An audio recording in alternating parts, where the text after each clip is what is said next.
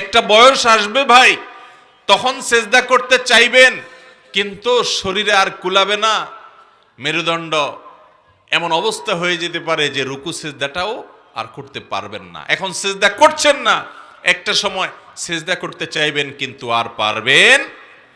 কিয়ামতের ময়দানে আল্লাহ রাব্বুল আলামিন এর সত্তা জাতে পাক যখন আসবে সামনে, অনেক লোক, আল্লাহ সবাইকে ডাকবেন, সবাই যেন আল্লাহকে সিজদা করে সরাসরি।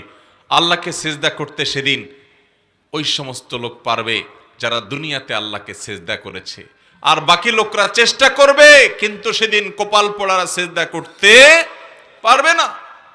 ও ভাই আমার, সময় থাকতে আসুন আমরা সংশোধন হই, তওবায়ে নাসুহা করি। আমাদের 5 ওয়াক্ত নামাজ আমাদের আখিরাতকে সুন্দর করবে, আমাদের দুনিয়াকে সুন্দর করবে, আমাদের জীবনে বরকত দিবে, আমাদের সর্বদিক থেকে কল্যাণ এনে দিবে। 5 ওয়াক্ত